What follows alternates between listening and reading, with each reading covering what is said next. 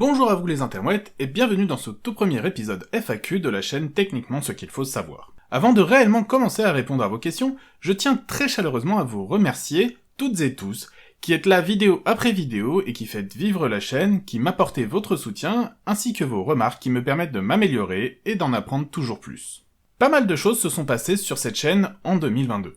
Entre les innombrables échanges avec un inculte, dont l'ignorance stratosphérique n'a d'égal que sa monstrueuse estime de lui-même, qui m'a amené à créer le format religion piège à con, le très soudain et néanmoins plaisant affolement du compteur des abonnements juste avant l'été qui est passé en quelques jours d'un mode banal en trottinette pépouze pépère à une bonne course en voiture, ça m'a fait un effet tout drôle. D'autant plus quand on voit en une seule journée prendre autant d'abonnés que l'on fait normalement en un mois entier.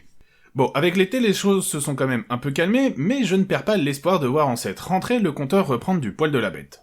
En tout cas, cette vidéo sera sûrement l'occasion d'accueillir comme il se doit les dernières personnes à être arrivées sur la chaîne, et qui, j'en suis sûr, ne manqueront pas d'apporter leur touche dans le futur de la chaîne. Commençons donc à répondre aux questions que j'ai essayé d'arranger dans un ordre qui me semble plutôt logique. Commentaire d'Amélie qui me demande « YouTube c'est ton métier, sinon tu fais quoi dans la vie ?» Alors non, YouTube c'est clairement pas mon métier. J'ai une petite chaîne qui n'est même pas monétisée depuis un an. Très exactement, elle est monétisée depuis le 25 octobre 2021, et en un peu plus de 10 mois, la monétisation m'a permis de gagner la somme mirobolante d'environ 300€. Donc non, je n'ai clairement pas de quoi vivre de la chaîne dans son état actuel, mais qui sait, quand je serai maître du monde, peut-être que les choses seront différentes. Sinon, dans ma vie j'ai fait pas mal de choses, mais actuellement je travaille dans un escape game situé à Meaux, où je m'occupe principalement de la technique, de la création des décors et des petits gadgets en tout genre servant à faire vivre les salles. J'en profite au passage pour un petit moment d'autopromotion, déjà pour vous dire que j'ai l'intention sous peu de créer une seconde chaîne YouTube qui aura pour but de montrer justement l'envers des décors de mon travail, ce que c'est d'être dans un escape game, avec la création des petits gadgets, des décors, des petits trucs techniques, etc., mais également de vous proposer, si l'aventure vous tente, de venir affronter les différentes missions. Vous pouvez non seulement vous y amuser, mais également aider une petite structure qui a beaucoup souffert avec les différents confinements, et qu'à cause des mesures sanitaires et autres, les salles ont été quasiment fermées pendant 15 mois. 15 mois avec bien sûr aucune entrée d'argent, mais où il faut quand même sortir de l'argent. Donc voilà, si ça vous tente, c'est à Meaux, pas très loin de Disneyland, ça s'appelle le Manoir Lodge, et c'est à seulement 25 minutes en train, plus 5 minutes à pied depuis la gare. Autre commentaire d'Alex qui me dit « Bonjour, j'ai 2 questions pour la FAQ. Première question, quel est ton niveau d'études et dans quel domaine ? Et seconde question, te considères-tu comme un athéiste ou un agnostique ?» 2 questions qui, je le reconnais, brassent très large, mais qui sont néanmoins précises. Alors pour répondre à ta première question, concernant le niveau et domaine d'études, c'est pour être très honnête, un gros bordel. De toute façon, quels que soient les domaines où je suis compétent, en réalité ce ne sont pas tant mes diplômes qui importent que les sources que je cite. Mais bon, puisque tu as posé la question, c'est que tu es curieux, et je vais donc répondre à la question.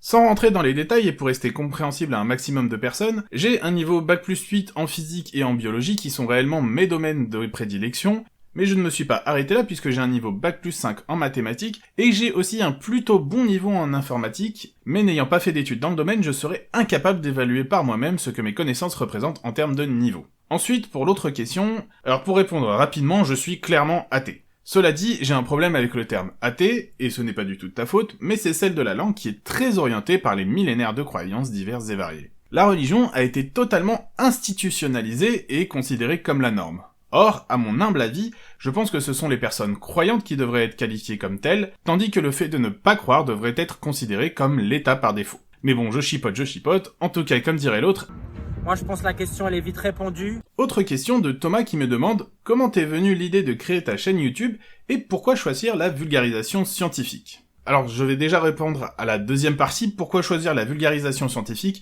pour la simple et bonne raison que c'est le seul domaine où je suis réellement compétent. Et pour comment m'est venue l'idée de créer ma chaîne YouTube, en fait c'était quelque chose qui me trottait dans la tête depuis très longtemps, et comme je suis très rapide comme d'habitude lorsqu'il s'agit de faire les choses, il m'a fallu près d'1 décennie pour m'y mettre vraiment. Nouveau commentaire, nouvelle question de Théo qui me demande « Comment choisis-tu tes sujets de vidéos ?» Je choisis mes vidéos sur un lancer 2D. Total 30, ça veut dire que je dois faire une FAQ.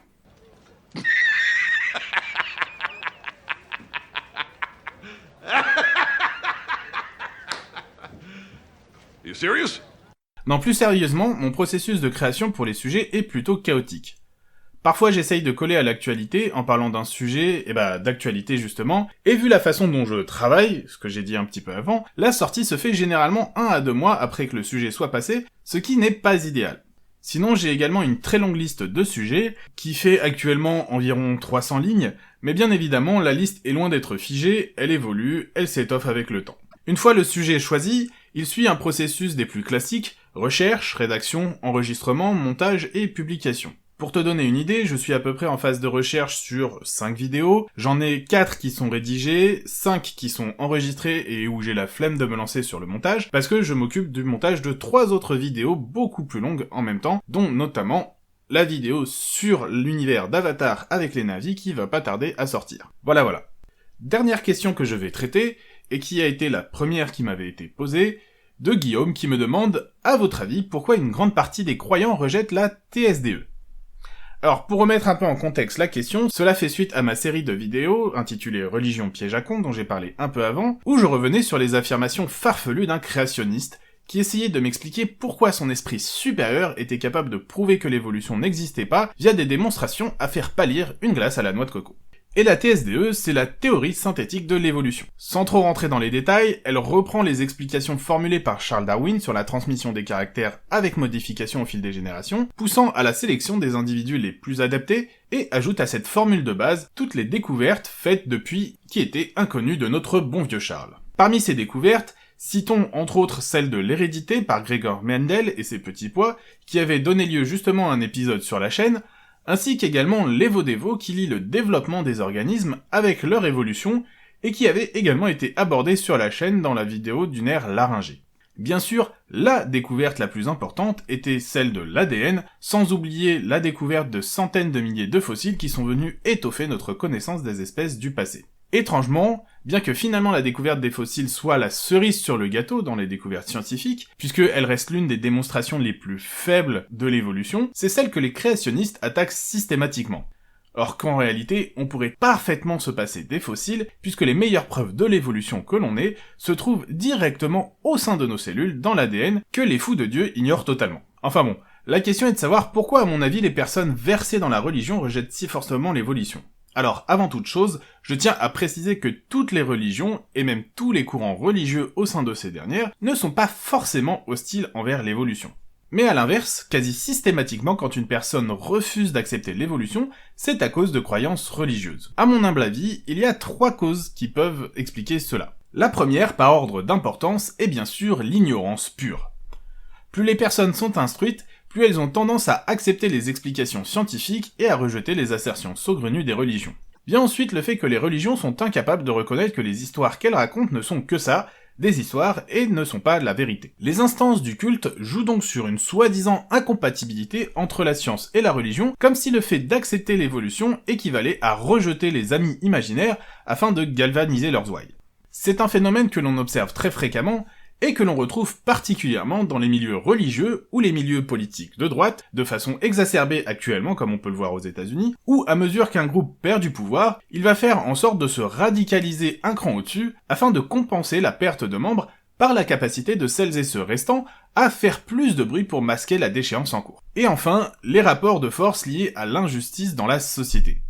Plus vous subissez ces inégalités, plus vous avez besoin de vous raccrocher à un espoir qu'à un moment, vous pourrez vous aussi profiter du bonheur. Or, les religions promettent justement qu'après la mort, on pourra avoir une éternité à profiter de tous les plaisirs possibles, mais qui reste une promesse bien vide. Les personnes tout en bas de l'échelle sociale ou familiale voient donc dans la religion un moyen de pouvoir s'émanciper et d'accéder après leur mort à un monde meilleur. Et comme on leur rabâche sans cesse que la science s'oppose à la religion, ça crée une magnifique dissonance cognitive qui vient renforcer leur volonté que la science soit fausse, sans quoi ça signifierait que toute leur vie de souffrance serait purement et simplement vaine. À mon avis, ce sont là les 3 grandes raisons qui font que les adeptes des religions diverses et variées peuvent rejeter l'évidence de l'évolution, mais qui peuvent toutes être reliées de manière plus ou moins directe à un manque flagrant d'éducation étoffé dans les domaines scientifiques. Mais il ne faut pas occulter que même sans l'aspect religieux, certaines personnes peuvent refuser l'évolution de façon beaucoup moins violente. Et ce pour la simple et bonne raison que les modifications se font sur des temps très longs qui ne sont pas compatibles avec une vie humaine. J'avais parlé des fameux lézards croates sur l'île de Podkopice qui ont connu une évolution extrêmement rapide, puisqu'en seulement 30 ans, leur morphologie s'est drastiquement modifiée afin de s'adapter à leur nouveau régime alimentaire herbivore. Mais si la différence est criante aux yeux des spécialistes, pour une personne lambda, ça reste un simple lézard. De même pour les phalènes du bouleau qui ont grandement changé de couleur, puis ont retrouvé leur coloration d'origine sur l'espace de seulement un siècle à cause de la pollution humaine, mais là encore, pour les gens, c'est toujours un papillon. On pourrait également parler de la modification artificielle drastique opérée sur les races de chiens, que les images d'archives nous permettent de mesurer via les changements morphologiques qui ont lieu en seulement un siècle. Mais même sur des temps un peu plus longs, il y a également des peintures datant de plusieurs siècles où l'on peut voir certaines races de chiens qui existent toujours aujourd'hui, qui n'ont plus grand chose à voir avec leurs lointains ancêtres. Et toujours dans le domaine de la peinture, mais en allant cette fois-ci dans le règne végétal, nous pouvons parler de l'évolution des fruits, comme par exemple ce à quoi ressemblait une pastèque il y a environ 4 siècles de ça, et ce à quoi elle ressemble aujourd'hui. Mais voilà, comme personne n'a jamais vu les modifications se faire en une seule nuit sur des espèces que l'on rencontre tous les jours, les gens ont du mal à comprendre réellement l'évolution et à l'accepter.